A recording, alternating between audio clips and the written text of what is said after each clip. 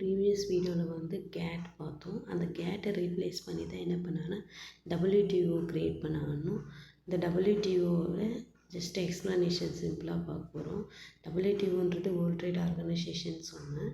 இது வந்து எப்போ எஸ்டாப்ளிஷ் பண்ணாங்கன்னா 1st January 1995.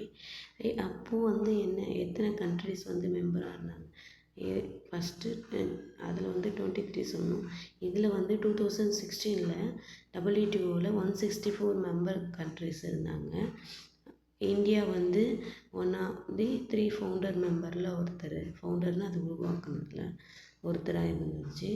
இது வந்து என்ன பண்ணுவாங்கன்னா மினிஸ்ட்ரியல் கான்ஃபரன்ஸ் வந்து மெம்பர் கண்ட்ரிஸ்க்கு வந்து ஹையஸ்ட் டிசிஷன் மேக்கிங் அத்தாரிட்டிஸ் எதுனா க்ரியேட் பண்ணுறப்போ கண்டக்ட் பண்ணுவாங்கன்னு சொல்கிறாங்க.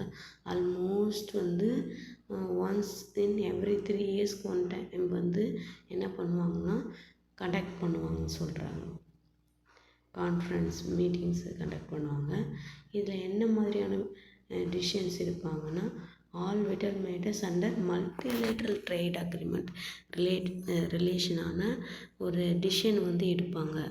அது பற்றின அப்படின்றாங்க. டுடே வந்து WTO வந்து எங்கே ஒர்க் ஆகுது அப்படின்னா ஜென்ரல் கவுன்சில், அதோட ஜென்ரல் கவுன்சில் எங்கே ஒர்க் ஆகுது அப்படின்னா ஜெனீவாவில் தான், சுவிட்சர்லாண்டில் லொக்கேட் ஆகிருக்கு அப்படின்றாங்க. இந்த WTOன்றது வந்து என்ன அப்படின்னா வேர்ல்ட் லெவலில் மல்டிலேட்ரல் ட்ரேடு அந்த அக்ரிமெண்ட் ரிலேஷனான trade rules and regulations relate பண்ணுறது தான். அது ரிலேட்டடான ஹையஸ்ட் டிசிஷன் எடுக்கணும்னா மெம்பர் கண்ட்ரிஸ்க்கு என்ன பண்ணுவாங்கன்னா மீட்டிங் கண்டக்ட் பண்ணி அது மூலயமா ஒரு டிசிஷன்ஸை டேக் பண்ணி அது ரிலேட்டடான ப்ராப்ளம்ஸ் எதனா இருந்துச்சுன்னா அதை சால்வ் பண்ணுவாங்க.